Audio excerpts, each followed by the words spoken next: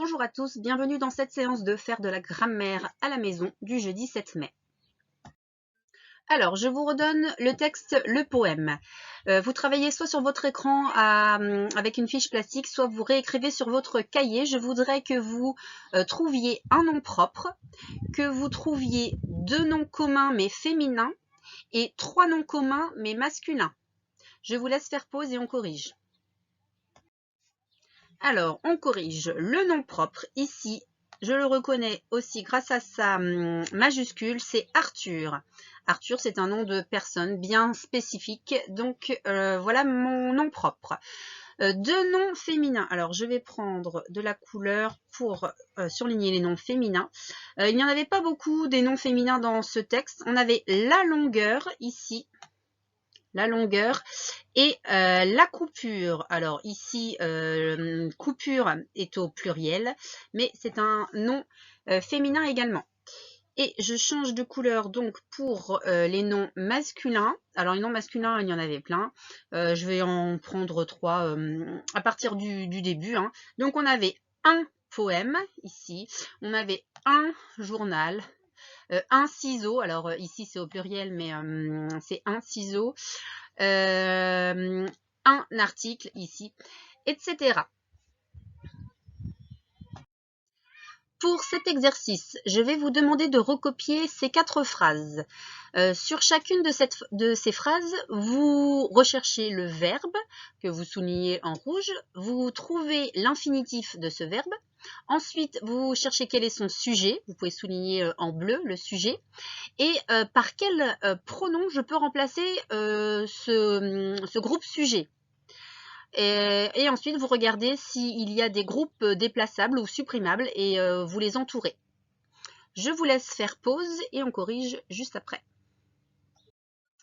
Alors, on corrige. Le TGV gris et bleu apparaissait au bout de la longue voie. Dans cette phrase, ici, vous deviez souligner apparaissait et c'est le verbe apparaître. Qu'est-ce qui apparaissait au bout de la longue voie? C'est le TGV gris et bleu. Donc le sujet ici, c'est un groupe nominal et vous pouviez remplacer donc ce groupe nominal par le pronom il au singulier. Il apparaissait au bout de la longue voie. Y a-t-il un groupe déplaçable ou supprimable dans cette phrase? Oui, au bout de la longue voie, vous pouvez le déplacer au début, par exemple. Au début de la longue voie, le TGV gris et bleu apparaissait. Vous pouvez même dire le TGV gris et bleu apparaissait. Phrase suivante. De nombreux voyageurs envahissent le quai. Donc ici, vous deviez souligner le verbe qui, à l'infinitif, c'était le verbe envahir. Donc envahissent au présent, le verbe envahir. Quel était le sujet dans cette phrase? Donc qui est-ce qui envahit le quai? Ce sont de nombreux voyageurs. Et de nombreux voyageurs, vous pouviez remplacer ce groupe nominal par ils au pluriel. Ils envahissent le quai. Y avait-il un groupe déplaçable donc dans cette phrase? Non. Phrase suivante. Léa cherchait son papa longuement. Donc ici, le verbe que vous deviez souligner, c'était cherchait.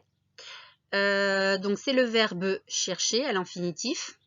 Quel était le sujet ici? Donc Léa.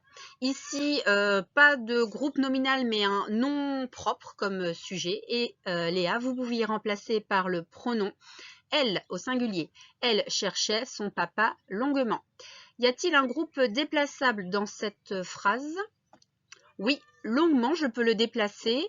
Léa cherchait longuement son papa. Et longuement, on a vu que c'était un adverbe. Ensuite, donc, dans une grande gare, des centaines de trains arrivent chaque jour. Dans cette phrase, vous deviez souligner donc arrive, c'est le verbe arriver. Et quel était le sujet? Donc, qui est-ce qui arrive chaque jour? Des centaines de trains. Des centaines de trains, donc c'était le groupe nominal sujet, que vous pouviez remplacer par le pronom ils au pluriel. Ils arrivent chaque jour, hein, dans une grande gare, ils arrivent chaque jour. Y avait-il des groupes déplaçables donc dans cette phrase? Oui. Dans une grande gare, je peux par exemple, je peux le supprimer complètement. Des centaines de trains arrivent chaque jour. Ou le placer à la fin. Des centaines de trains arrivent chaque jour dans une grande gare. Mais il y avait également chaque jour que vous pouviez déplacer. Chaque jour, dans une grande gare, des centaines de trains arrivent. Dans une grande gare, chaque jour, des centaines de trains arrivent. Vous pouviez également le supprimer. Dans une grande gare, des centaines de trains arrivent. Voilà donc pour cet exercice. On va travailler à partir du mot coupure. Alors dans un premier temps, je vais vous demander de chercher les différents sens du mot coupure dans le dictionnaire. Vous les lisez, on regarde ensemble ce que vous avez trouvé. Alors j'affiche ce que vous avez dû trouver. Donc une coupure, c'est une blessure faite par un instrument tranchant. Une coupure, c'est une séparation nette et brutale, hein, comme une cassure. C'est la suppression d'une partie aussi, une coupure. Et une interruption, par exemple une coupure d'électricité ou une coupure d'eau. Il y a aussi donc la coupure, oups, j'ai mon parasol qui s'envole, la coupure, les coupures de journaux dont on a parlé dans notre poème. Et puis les coupures, des petites coupures, quand on parle de petites coupures, on parle de billets de banque. Alors, je voudrais maintenant que vous trouviez des mots de la même famille que le mot coupure. Je vous laisse faire pause. Si vous avez besoin, vous pouvez aller chercher de l'aide dans le dictionnaire. Et on corrige. Alors, vous avez pu trouver couper, coupant, un coupon, découper ou du découpage. Donc, voici des exemples de mots de la même famille que le mot coupure. Alors, on constate que dans tous ces mots-là, on retrouve notre radical coupe, hein, coupe, coupure, donc couper, coupant, coupe dans coupon, ici au milieu de découper et de découpage. Donc on retrouve le radical, mais on voit dans tous ces mots-là aussi, pardon, des suffixes. Alors par exemple, dans, je vais changer de couleur, dans coupure, le suffixe ici c'est ur. On va retravailler dessus après. Dans découpage, le suffixe ici ça va être age. Dans nos verbes, ça va être la marque ici de l'infinitif et. Donc coupant, le suffixe ça va être en. Et dans coupon, le suffixe ça va être on. Alors, on va voir ça dans l'exercice suivant. Alors, avant de faire l'exercice, on va lire ensemble une petite leçon sur les suffixes. On peut ajouter un suffixe à la fin d'un mot simple ou du radical pour construire un nouveau mot de la même famille. C'est ce que l'on vient de voir. Par exemple, chant, donc un chant. Si vous rajoutez le suffixe heure, enfin, vous pouvez rajouter le suffixe heure et vous obtenez un chanteur.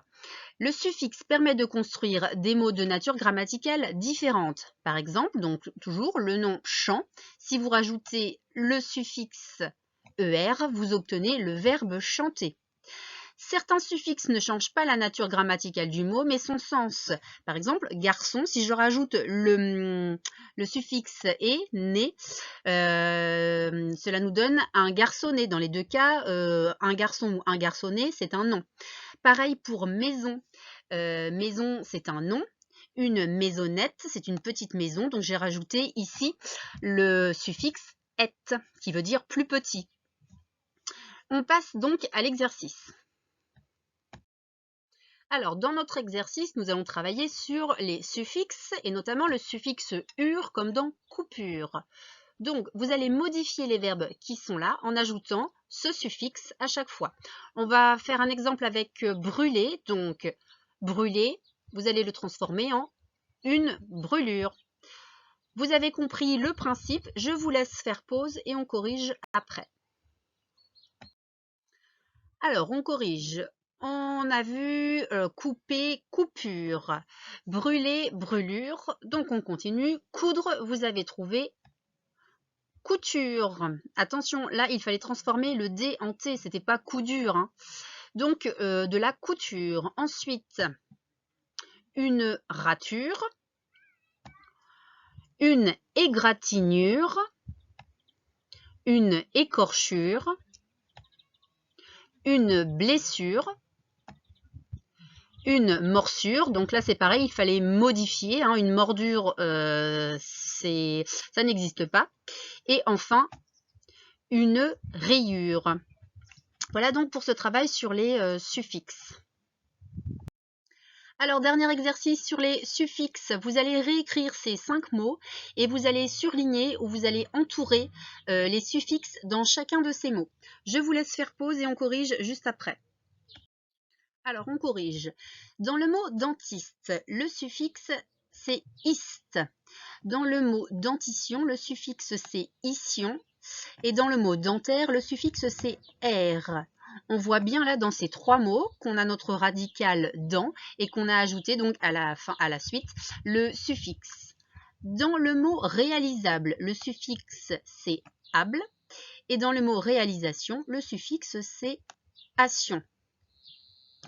Alors, on voit bien qu'avec nos suffixes, si on sait les écrire, c'est pratique parce que les suffixes, on les retrouve dans plein de mots. Et donc, si vous savez les écrire correctement, eh bien, après, ça vous aide à écrire d'autres mots. Par exemple, réalisation, ce suffixe, on le retrouve dans récréation, équitation, canalisation, etc. Réalisable, on retrouve donc ce suffixe dans mangeable, lavable, buvable, etc. Donc voilà pourquoi il est important aussi de travailler sur les suffixes. On s'arrête là pour aujourd'hui en grammaire parce que vous avez encore de la production d'écrits à faire.